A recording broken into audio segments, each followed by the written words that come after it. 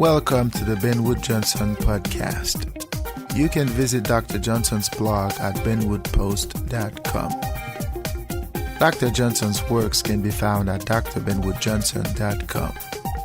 You can also support Dr. Johnson on Patreon, the link to which is in the description.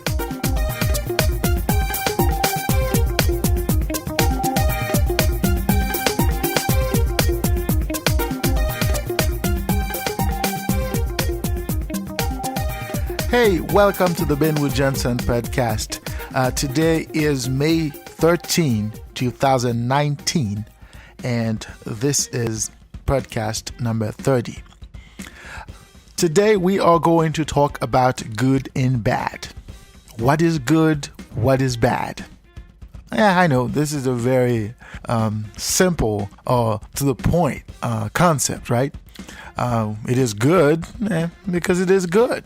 It is bad because it is bad. But underneath that understanding, I think there's something else to this concept. We could examine the concept of good and the concept of bad from a different angle. What that means is that, we have to look at the foundation of the concept itself. What does it mean to be righteous?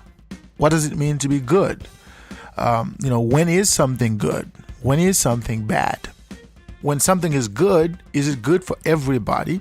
When something is bad, is it bad for everybody? So in other words, is there a collective understanding as to what righteousness is or what righteousness could be?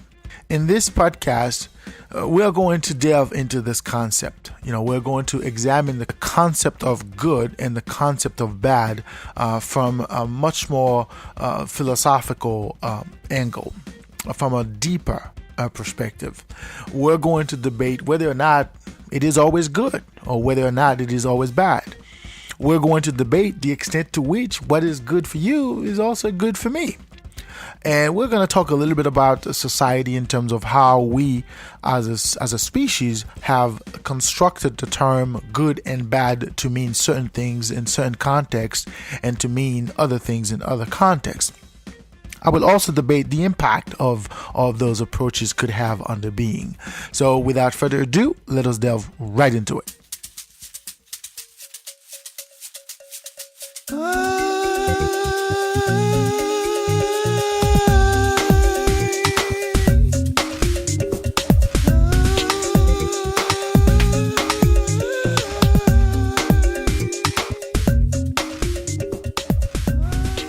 Righteousness.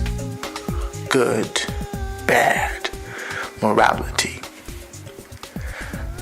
These concepts are the foundation of human civilization. They are the pillars of who we are as entities roaming through the planet known as planet Earth. What is good is always desired, and what is bad is always rejected. If it is good, then it is good. If it is bad, then it should be rejected, denounced, renounced, rejected to a point where if you are bad, then you are evil. But the question becomes, what do these terms really mean? What is good? What is bad? What is righteous and what is not? How do we, as a species who evolve amongst other species, recognize what is righteous? How do we reconcile what is not righteous? In many of my other podcasts, I have talked about these concepts in one way or another. And there's a reason for it, because they are the foundation of my philosophy, at least the way I understand the world. When we are talking about righteousness, When we are talking about what is good, what is humane, or inhumane to that extent, we are also defining us as an entity or as entities. The definition that we assign to ourselves is often based on our subjective understanding of what we are or who we are. Therefore, that understanding is not necessarily a universal understanding as to who we really are or what we really are. In this podcast, let us delve a little bit deeper into the notion of good versus bad. What is good? What is bad? And how do we reconcile the two? Sometimes it is difficult to understand what the word good or what the concept good means. Similarly, it could be difficult to understand what the concept of bad really means. In general terms, being good means comfort or pleasurable experiences.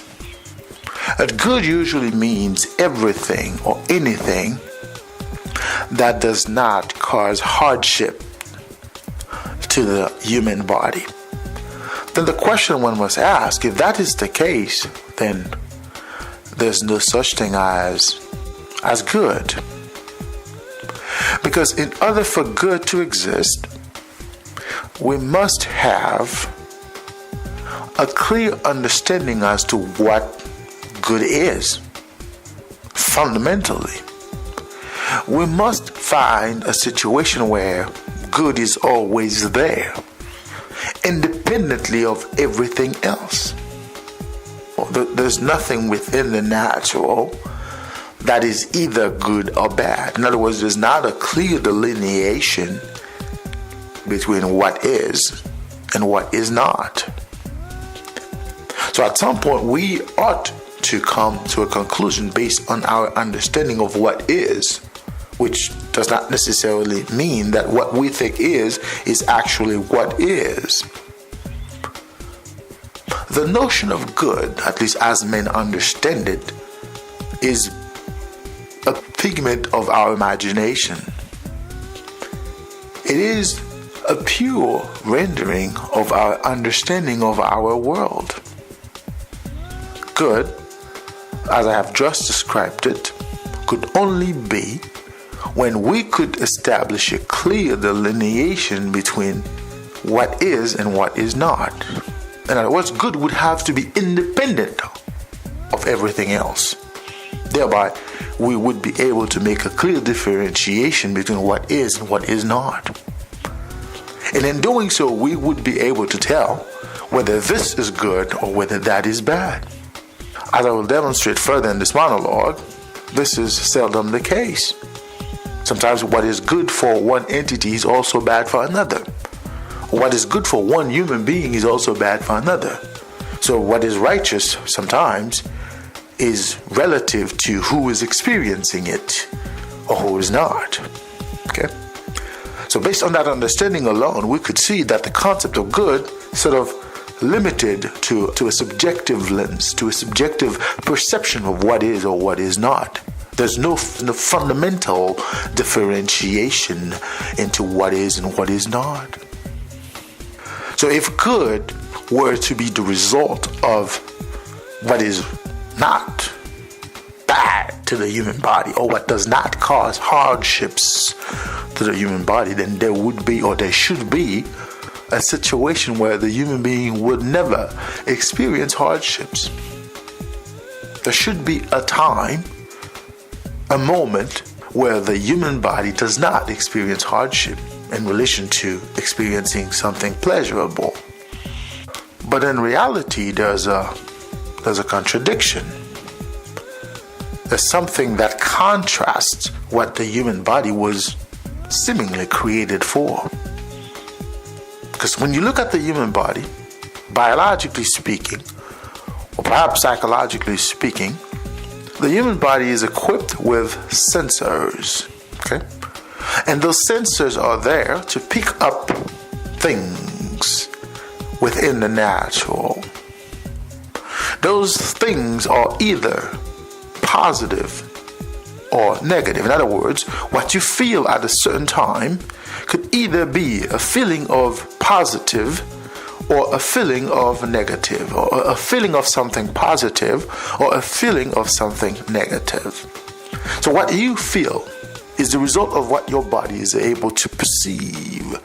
The perception of your body is based on those biological or perhaps psychological or neurological connections that your body has with the external, or even sometimes with the internal. But as you are in a relationship with nature, whereby you experience nature as nature experiences you. And that relationship allows you to gauge yourself within the natural. And as you gauge yourself within the natural, you are able to tell whether or not that experience is either pleasurable or not. Okay? And as you experience your world, the world experiences you. And that back and forth between you and the world, that is your world, is what life is about, is what living is you being able to perceive yourself in relation to others. And by being able to perceive yourself in relation to others, you are able to gear yourself, to steer yourself in the right position, in the right direction. And let me give you an example. Ever since you were a child, you were told that fire is bad. Do not touch fire. And if you touch fire, you're gonna burn. Now that knowledge has not really sunk into a child, because the child does not understand right off the bat what bad means. And when you tell this child that don't touch the fire, you're gonna get burned, the child cannot conceive what you mean, or what you could possibly mean. The child has to venture on his own. And in venturing on his own, he is going to find out what you mean. Because if the child were to touch that thing that has a direct connection with fire, it could be fire itself, but sometimes it is something that is hot. Okay. When the child goes and experiences that thing on his own, then he realizes that there is not a pleasurable feeling to doing that. You see, let's say you have a boiling hot water on the stove somewhere, and then the child happens to be in contact with that or in proximity with that for one reason or another, and the child, curious that he is, launches his hands or fingers, if you will, and touches that. And as he touches it, immediately the connection between the body and nature kicks in. And that connection sends the signal to the body, hey, this is hot. And the child immediately recoils. And as he does, he learns what burning is, and what a burning sensation is. And the child also learns that this is not good. So touching that pot or that boiling thing, that boiling pan, if you will, on the stove is not good. So the child is able to make that association. But the concept of good itself does not come into play until the child is able to reconcile that hardship onto the body. So it is bad when the child is able to say, hey, wait a minute, I just touched that and it sent something into my body. There's a signal that was sent into my body that told me this is not a pleasurable feeling. This is not something you want to do continually. So the child gets that. But the child would not have gotten it unless he experienced it himself. So when we're talking about what is good, sometimes, not all the times, but sometimes it has to be felt. It has to be experienced on a personal level.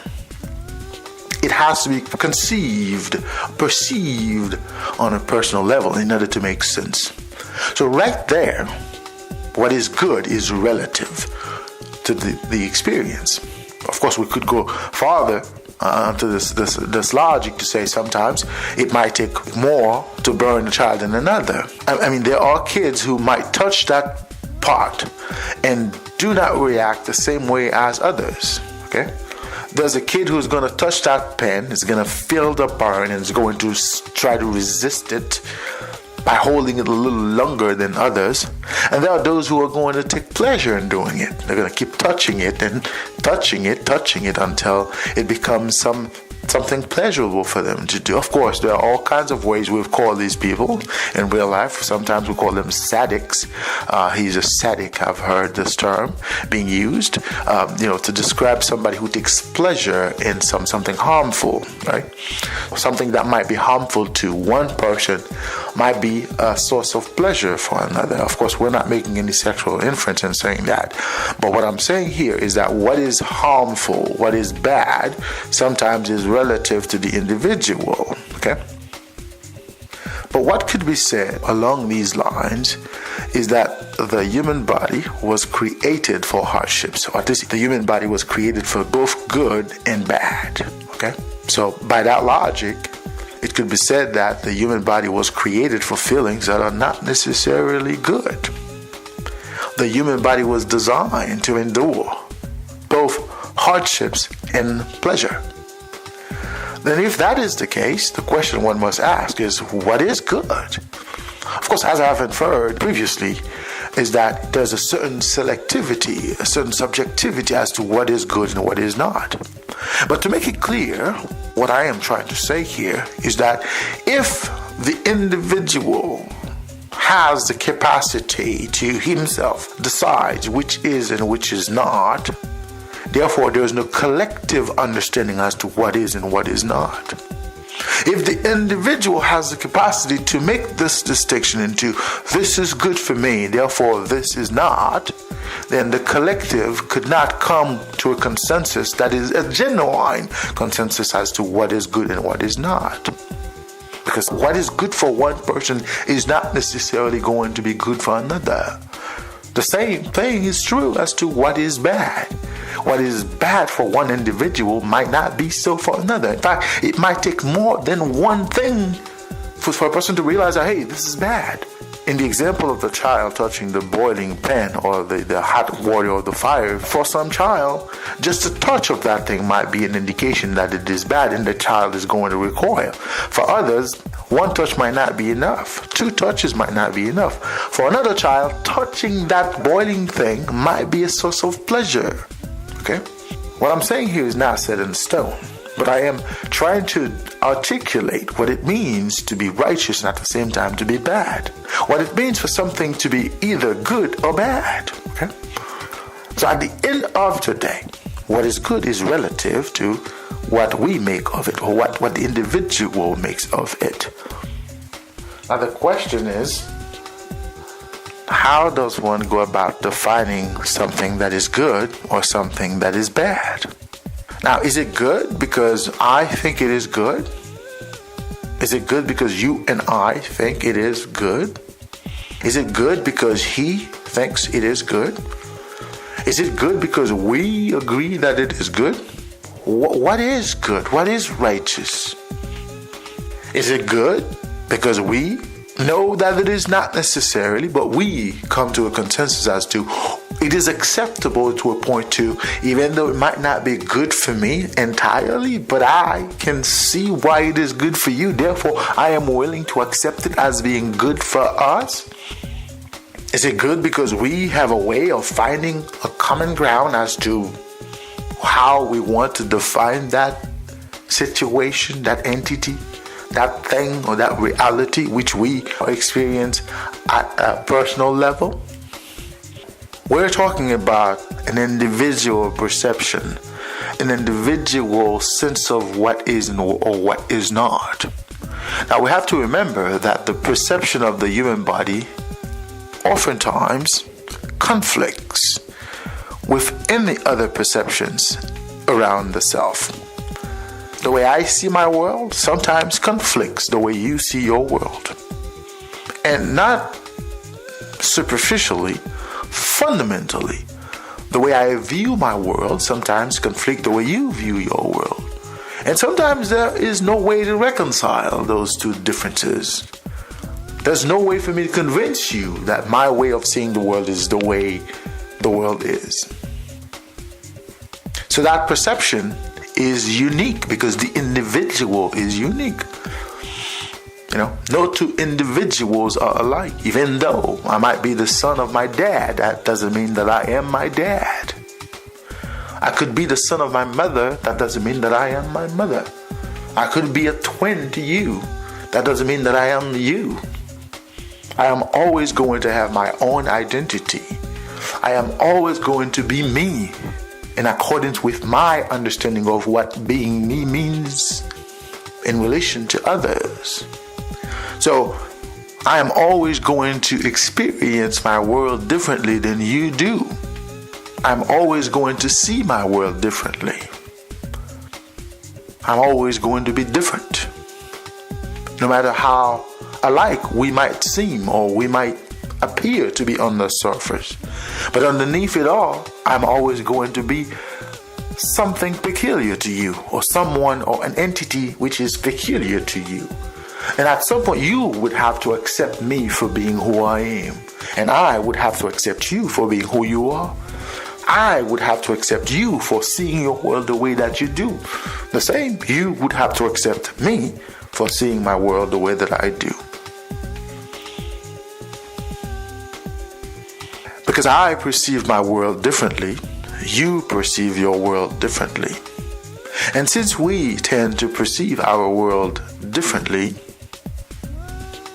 it is virtually impossible to have two human beings experiencing the same thing the same way at the same time.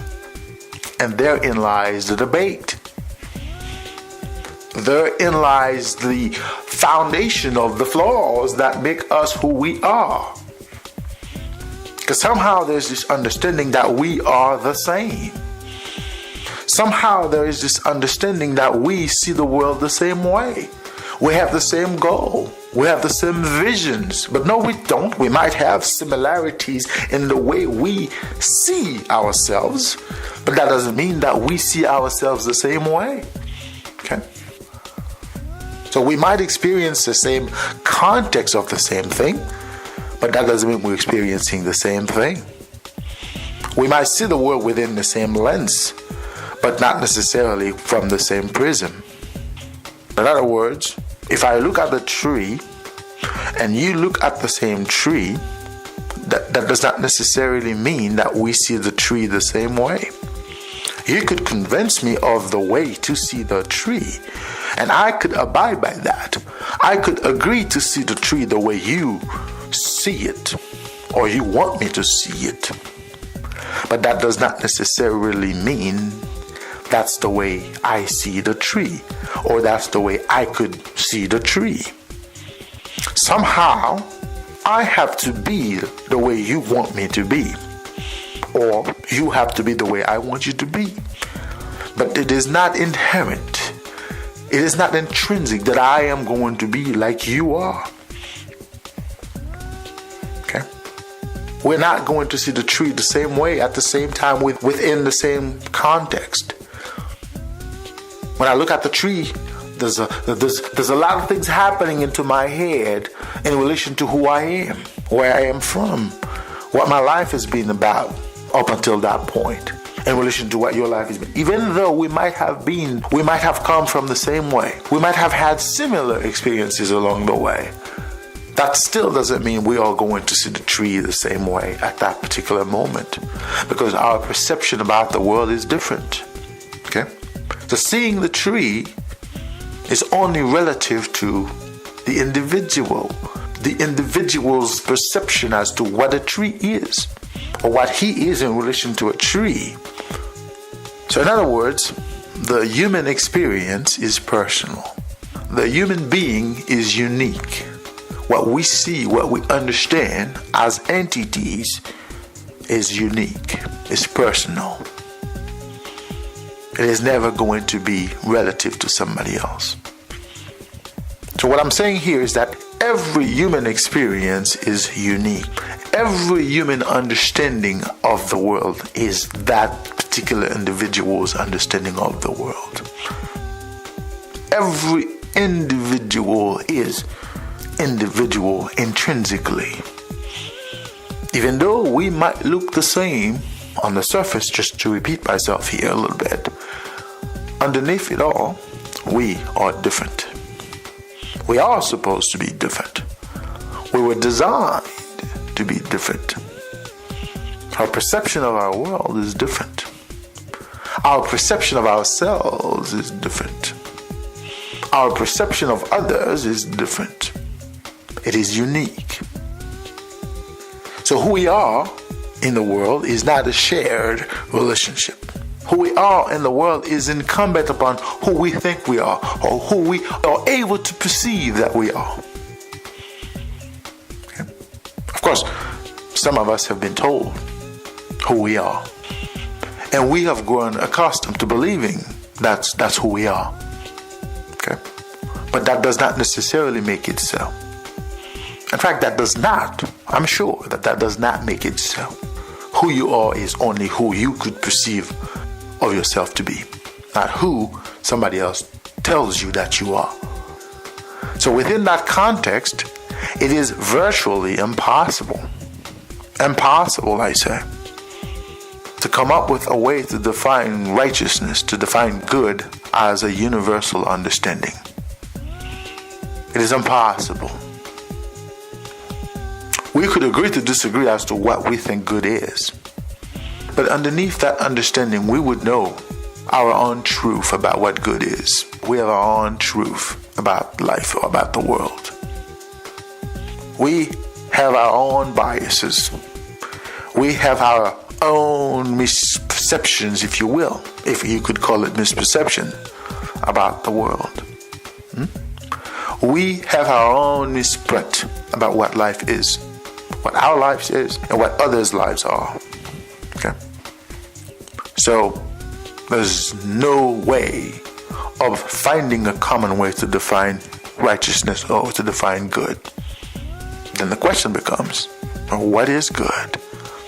What is righteous? What is bad? What is evil? How do we define those concepts? Of course, there are those who would come up with a dogmatic understanding as to what life is. They'll tell you the Bible says this and the Bible says that. Okay? Again, I'm not here to make this dogmatic argument. And as I've said before, I'm not an atheist. I'm not agnostic. I believe in God. I believe in my God. And I want you to believe in your God, not in mine. Because my God is personal, and therefore your God is also personal. But there's this understanding that we could answer every question about the world by looking at some set of ideas that were jotted down somewhere thousands of years ago on a piece of paper, and the answer to the world is in these papers. Now, I don't buy into that. Because if it was written by man, if it was said by man, then it is the product of man. Therefore, it is a perception of what life is or what life could be. That doesn't necessarily describe my reality.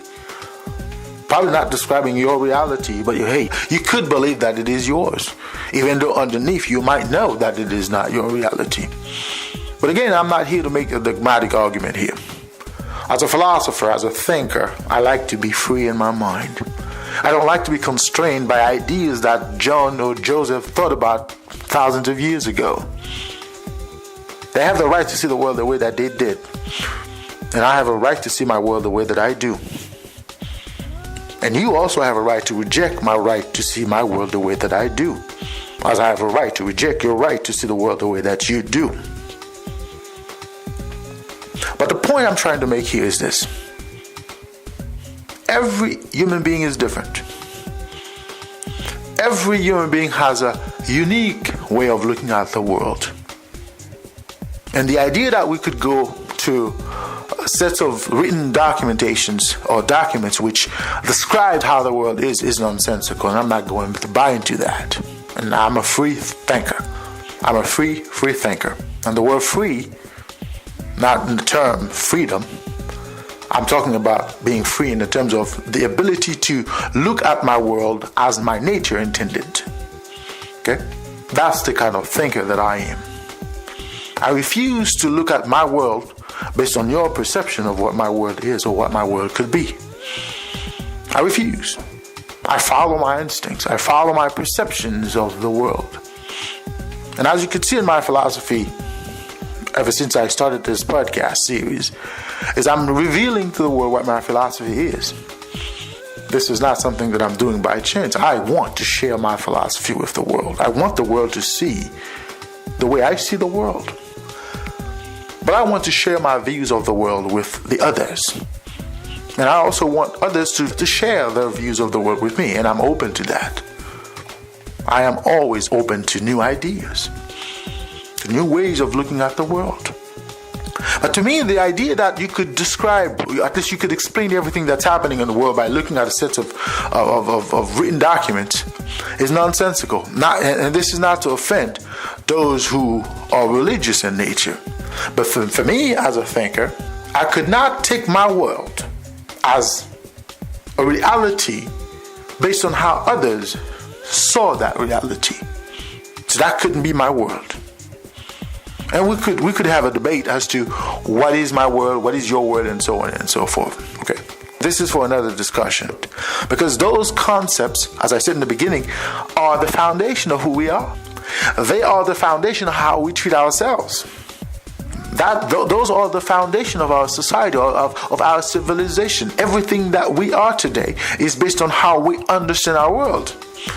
I mean, I'm not going to rely on how somebody saw his world, understood his world 20,000 years ago to describe my world. My world of today is different from my perspective. That doesn't necessarily mean that it is different in terms of, from a natural perspective. But from my perspective, my world is my world. So I couldn't live my life according to the way of course, there's wisdom. There's wisdom into how the world is or could be. And I'm not debating that here. What I am talking about is the idea that I have to look at my world from my perspective. But the world we live in today is based on how others view their world. The foundation of our society is based on how others understood their society. So we are doomed to repeat mistakes that others made simply for the fact that we do not take the time to look around and understand our reality. And that's the whole point of the book, Cogito Ergo Philosophus. That's the whole point of the concept of I think, therefore I philosophize. The idea of being able to think for yourself is important. You have to be able to look at your world and understand your world as it is, but not as it is presented to you. Because you have to make that distinction. Because sometimes the world is presented to you a certain way. And if you're going to look at the world from that perspective, you are going to be mistaken. Because right off the bat, the world is presented to you a certain way. You have to be able to step out of that presentation, to step out of that context, and see the world for what it is and not how it is presented to you. The world is often presented or projected to you a certain way, whereby whatever you think about your world is already been predetermined. So you have to be able to step out of that. And sometimes it requires you to look deep inside yourself, to look deep, to figure out who you are in relation to others, and to figure out who they are in relation to you, how they see you, and how you see them, how collectively we see one another, and how we treat one another. Okay? It is important to come to a consensus in terms of that, not necessarily to agree as to what things are, but to understand how we understand the way things are. Okay? So the concept that somehow we're going to establish standards of being. We're going to say, well, okay, this is how being is, or this is how being is supposed to be. If this is how we're going to look at our world, then we are doomed to repeat the mistakes of the past. And what mistakes of the past are we talking about here? We're talking about the continuous cycle of injustice in the name of justice. The continuous cycle of unfairness in the name of fairness. Okay? The continuous cycle of evil in the name of righteousness. So we have to be able to reconcile that. So those who view the world from the perspective that there's an ultimate truth somewhere, all we have to do is pull out a piece of paper and read into that paper, and we're going to see what the world is about, they're doomed to continue that injustice. Because there was a time when people saw the world a certain way. They saw their world a certain way. And when they did, they acted accordingly. Okay? And that view of the world was not necessarily righteous. Again, I'm not going to have a dogmatic argument here, but there are times where those who believe that God was the answer, they also believe that God gave them the power to bring evil upon others. So many atrocities have been committed in the name of God. So many wrong have been done in the name of right. So many. That's because those people view the world from a particular prism. They view the world from a particular lens, and they acted upon that lens. But today we have the opportunity to view our world differently, at least to understand that there are those who view the world differently and acted on that view differently. We also have the opportunity to view our world the way that the world is, and to understand that we as a collective have different understandings about what our world is. And we have to be able to reconcile that. So we could call ourselves out, and we could have a better world if we're able to see that we see the world differently. So the idea that we're going to have standards of being whereby righteousness is defined this way and evil is defined that way. This idea right off the bat is flawed. Like I said in the beginning of this conversation, there's no universal way of being in the world. So at some point we ought to come up with an arbitrary understanding as to what righteousness is or what evil is. And if we are going to come up with an arbitrary understanding as to what it is, the same understanding that pervades our view of the world could also undermine others.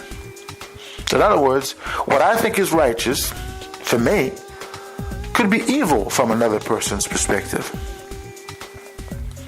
If I think it is okay to put you in jail for doing this, the person that I put in jail might also see it that it is unfair for you to put me in jail for doing this. Okay. Of course, somebody might say, well, what you're talking about? This is an anarchist perspective you're trying to portray here. No, I'm not. That's not what I'm talking about. I don't think that the world could be a place where everybody gets to be however, whenever. We need order to some extent. We need order. We need a structure, but it has to be based on a clear understanding as to who we are. Okay? The structure we're going to create has to be relative to our understanding of who we are. It shouldn't be based on an arbitrary understanding as to who we are. And it has to be updated constantly. We have to go back to revise our understanding of what is righteous and how it affects us as a species.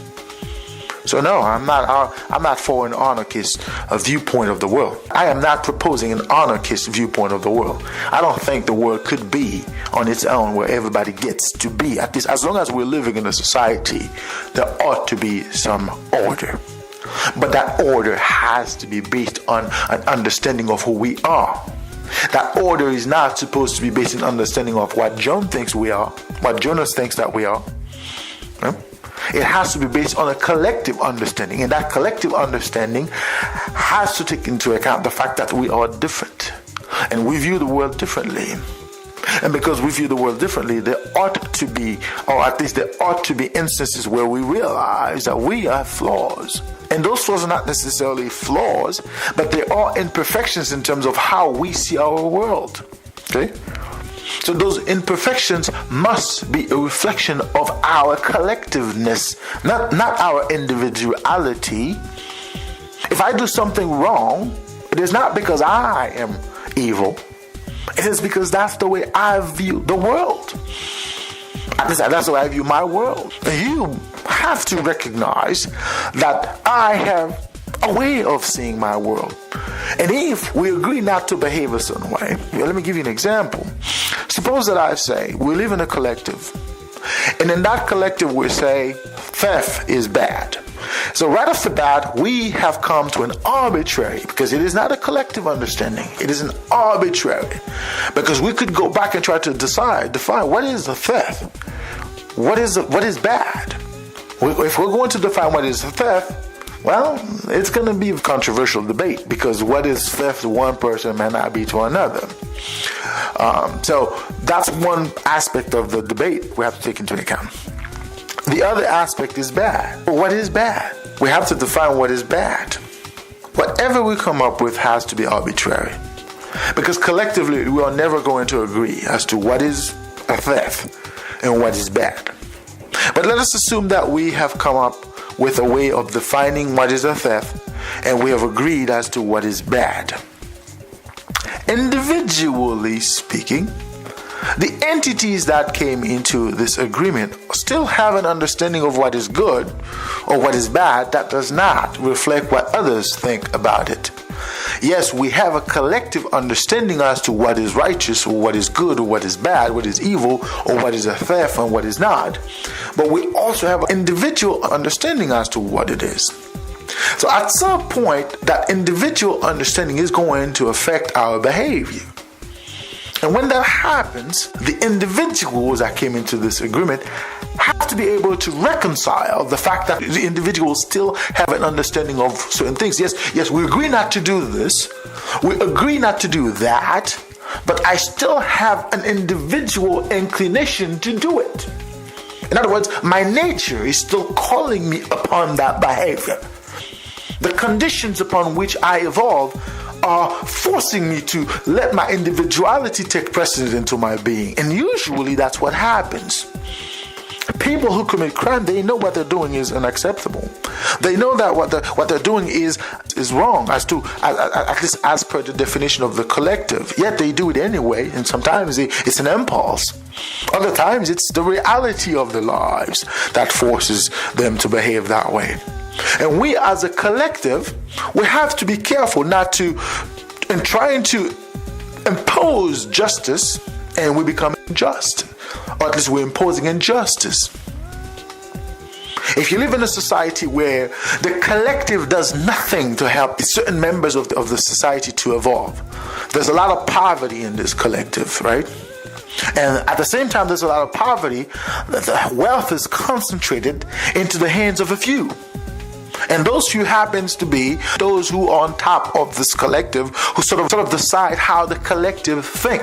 If you, as a collective, are part of an environment that creates a condition where poverty is part of this environment, and somebody who is experiencing that poverty goes out and or does something that is contrary to our understanding as to what righteousness is or what righteousness is not, then we as a collective, we have to go back and try to understand what forced this individual to go that route.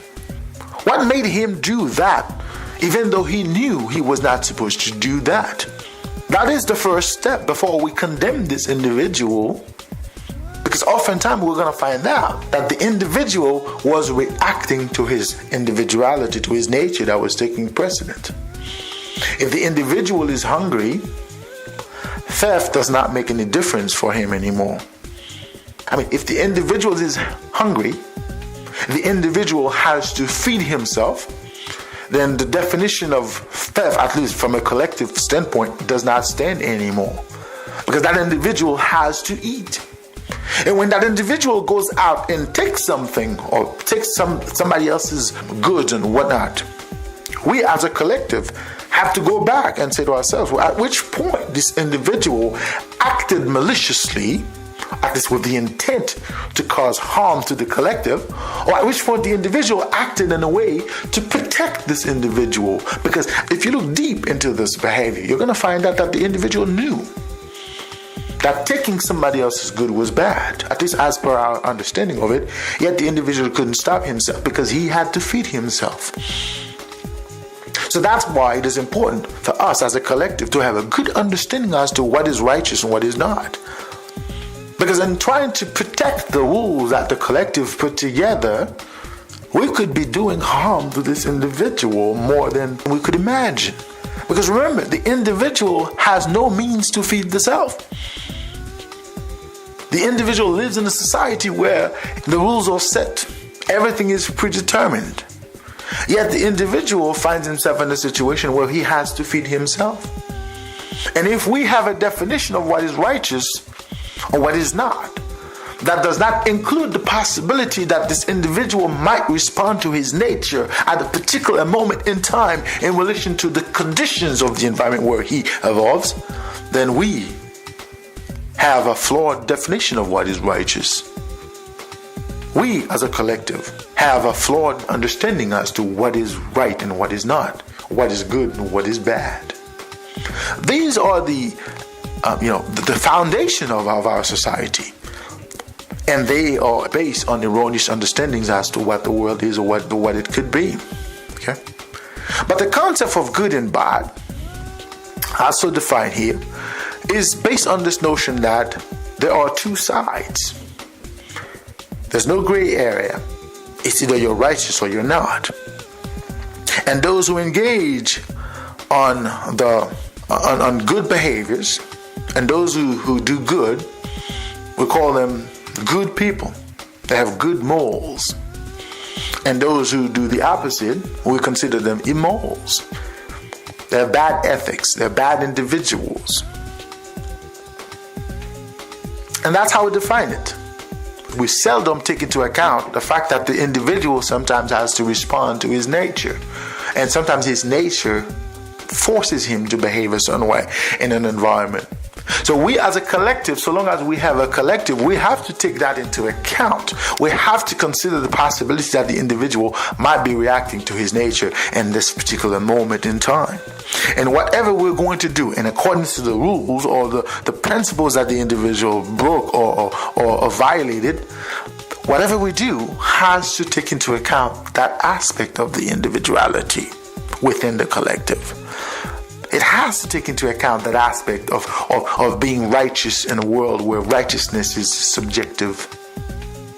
Because at the end of the day, if we're going to judge people, if we're going to classify good and bad based on our understandings of what is good and bad, then we have to have a clear understanding as to whose understanding we're using. At least whose understanding we're relying upon. Okay? Because my understanding of what is good is not necessarily yours. Okay? So those are the things that we have to take into account. Because at the end of the day, if we don't, or at least if we fail to take those facts into account, then we are doomed to be unjust in the name of justice. We're doomed to do wrongs in the name of right or righteousness. We're doomed to do that. So we are doomed to repeat the same mistakes of our past, of our predecessors, of the people before us. And we're doomed to repeat their mistake. And we're doomed to make the world a very bad place to be. And don't be wondering why life is bad, why things are bad, why life is hard. Because we make it bad. We make it hard. We have rules that do not take into account our realities. And because of that, life is hard. I'm not saying life could be perfect. Like I said in the beginning of this conversation, the human body was designed for both. It was designed to endure both. So life is not supposed to be one way or another. There's always a gray area. It can be good, it can be bad. Sometimes it is both. But the human body has what it takes to endure both of them. But when it is always bad for some and always good for others, then the question becomes, what's the point of life itself? Life has no meaning, at least for most people. Okay? If the whole point of life is to try to avoid, at least to try to find something that is righteous, when in fact, righteousness is not inherent in the being, in terms of you're never going to reach something righteous to a point where it is always going to be righteous. Unless you understand that, then we're doomed to fight in vain. You're doomed. We are doomed to repeat the same mistakes of our predecessors. We're doomed to have this hard life that has no end. We're doomed to fight amongst ourselves. We're doomed to hate, dislike ourselves. We're doomed to do that forever. So we have to go back into the sources of our problems to understand why do we have problems as a species. Let me give you a very trivial example. Suppose the world was inhabited by one person. Would life be hard? Just imagine for a minute. Suppose that there was only one human being on this planet. Would life be hard? Honestly, just think about it for a second. What makes life hard? It's not the lions. It's not the weather. It's not the elements. Because our nature was designed, our body was designed to deal with that. What our body was not designed to deal with are the rules we put in place. That's what our nature was not designed to deal with. We, as a species, were not designed to be constrained, to be controlled. No, we were not. We were not. So it takes a toll into our psyche to be under control. It takes a toll in our psyche to be under surveillance. It does. So if we had a world where only one person lived in it, it would be a wonderful place to be. When it rains, that individual would have to deal with the rain, which might be an inconvenience or perhaps a hardship. When the sun rises, the individual might feel it might be a good time for him because the sun, perhaps, it's a good experience as long as the sun is not that hard. Okay? So if there are animals and other entities within the natural, the individual has what it takes to deal with that. Life would not be bad at all. It would be a good deal. You live so long as your nature allows you. Okay? You live so long as you can. And life would be just an experience, which, that's fine. I live to be 100, that's fine. I live to be 20, that's fine. I live to be 5, that's also fine. Because I just live to the extent of my capacity, of my nature. And the reason life is hard is because of us. It's because of how we structure it. Right off the bat, we have this concept that life is either this or that. It's either good or bad. Which, in fact, we know that's not true. But to justify our misunderstanding of what our world is, we refer to others who had no clue as to what the world was. And we say to ourselves, well, look into this little piece of documentation that so-and-so wrote thousands of years ago that told us what life is about. And if you don't understand, if you can't understand what life is about, well, have faith. Have faith that life is going to be better. That's a nonsensical way of living your life. That's a nonsensical way of living your life. The world of today is a world where everything has consequences. Whether you do or don't do, there are consequences. So you have to understand that in order to live your life to the optimum ways possible. The notion of good and bad is a fallacy. It is a fallacy to the extent that we want to believe it to be a certain way. What is good for me is not good for you. What is righteous for me is not righteous for you. So when I impose my good or my righteousness unto you, I become your evil. When I impose my way of seeing the world unto others, I effectively become evil. Because I force myself unto others is putting hardships unto others.